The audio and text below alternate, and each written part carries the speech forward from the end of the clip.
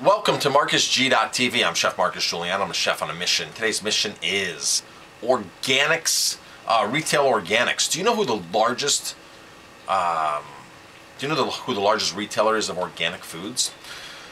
Well, I always thought it was Whole Foods because when I travel, I always typically it's easy to find a Whole Foods. Whatever city I go to, I travel, 5, 6, 7 times a year across the country, and I find a lot of Whole Foods wherever I go. And a lot of times there's 2, 3 choices of places to go for Whole Foods. It's like, here's one that's 4 miles, here's one that's 6 miles, here's one that's 12 miles. So it seems like Whole Foods has the market pretty much saturated, and they seem to attract a certain kind of clientele, and they've kind of mastered the organics from what I can see, because when you walk into the store, it says, "Welcome to America's first certified organic grocer." That's how they tout themselves, as the first certified organic grocer. I don't know whether grocers are certified organic. I'm assuming they might be the only one. I don't know where that certification came from, but that's what they tout when you walk in the door. Well, here's an article from TakePart.com from May 2015. May 29th, 2015 specifically. It says, "Move over Whole Foods. Costco is a new king of organic groceries." According to the analysis released Wednesday by financial firm BMO Capital Markets, the free sample slinging grocery chain is projected to sell just over $4 billion in organic products this year, edging out Whole Foods, which is projected at $3.6 billion. Organic produce and $1.50 hot dogs. That's what Costco does. So Costco, not only do they sell organic stuff, but they sell lots and lots of conventional items. Now, I was in my first Costco about 2 months ago because I've had a lot of people say, "Marcus, you've got to go to Costco. It's an awesome store." And I went in, and I wasn't that impressed because I have a lot more options being a restaurateur to come from my suppliers. So it wasn't like I was blown away. But I guess for the average consumer, there's a lot of inexpensive or better value organic products in the store. And with that being said, you just can't walk into a Whole Foods and say, well, Whole Foods is like everything I'm buying in here is healthy and organic, because that's not the case. Just because that Whole Foods sign says, "Welcome to, the first organic retailer grocer out there," doesn't mean that everything is organic in the store. That's a far stretch of the imagination. You have to look at all the ingredients very carefully, and even a lot of the organic stuff is highly processed. And of course, Costco going to have highly processed foods as well, because it's not that hard to make an organic Oreo or an organic chocolate bar that's filled with junk, or organic potato chips.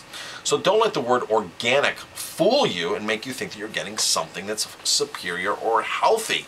It just means that it hasn't been sprayed with pesticides or inorganic fertilizers, and that the farm is so-called being checked to meet the organic certifications. So Costco, I wasn't that impressed. I'm not impressed with Whole Foods. I do like Whole Foods because Whole Foods has a lot more options than Costco had. Costco has organic coconut oil, organic frozen berries, organic this, organic that. When you go to Whole Foods, they have tons and tons of options for organic food, which I like. But again, I'm a conscious shopper, so I read all my ingredients and I go down and I look through everything and I make sure that it meets my own personal standards, okay, because my standards might be different than the organic standards, or different than your standards. But if I'm putting it into my body, I really want to make sure that I know what's in it, and I want to make sure that I understand that the consequences. So I really don't, I look way beyond, what I'm trying to say here is I look way beyond the fact that something's certified organic, because potato chips are organic. You can make organic Oreo cookies. Doesn't mean they're healthy for you. So I think as any consumer, you just really need to be, you need to read labels. You just need to check things out. You need to read labels, and you need to really understand that making food yourself is going to be far better than buying processed foods. Buying something that's in a package and processed. Of course, if you're going to buy hummus versus making hummus. Now, a lot of times we don't have time to make hummus, and sometimes I'm on the go and I say, hey, I need something to eat right now, so I'm going to buy hummus, or I'm going to buy certain things. But if you're taking food home and you're buying all this processed food and it has an organic seal on it, you really need to be careful, because a lot of times it's just garbage. It's garbage organic.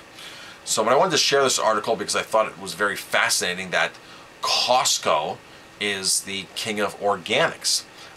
Even Walmart's in the organic game, and Walmart sells a lot of organic products. Even Target. Target sells a ton of organic products as well. And I've known Target for years to sell like organic bed sheets, like organic cotton bed sheets, what I thought was always cool because it was affordable. I'm not sure what the certifications are for organic cotton. I'm not sure if, you know, if the USDA has an official stamp on it, something that I would have to research myself. But it was nice to see that they were at least aware of the organic lingo and trying to tout that they were selling organic, whether it's legitimate or not. I can appreciate that, hey, somebody's at least knowing that organic bed sheets make a difference, and organic clothes make a difference. You're putting the stuff on your body. Of course, your body is going to absorb it in, and of course, if it was cotton, it's going to be sprayed tons and tons of pesticides. But here's an interesting fact. Did you know that Costco, Kmart, Kmart, Target, and Walmart were all formed in the same year? They were all formed in 1962. They're all founded in 1962.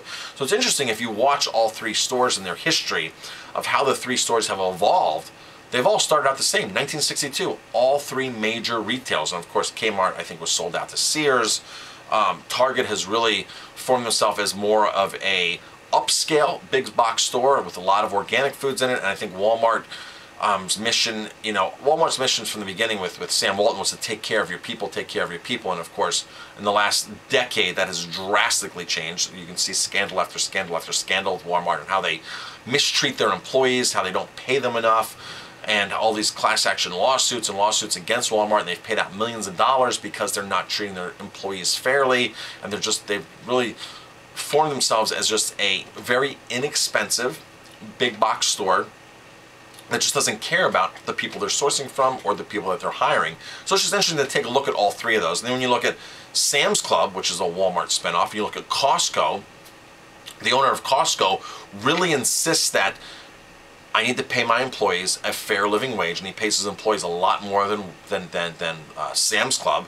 And his stockholders, his board has said, you can't do this, and he's like, no, take care of the people, take care of the people, take care of the people, and his employees make a lot more. And so it's just interesting to look at the dynamics of all of these stores and what you're exactly getting for your money and where your money is actually going when you're going into these stores. It's just a very interesting dynamic. That's just why I brought that point up.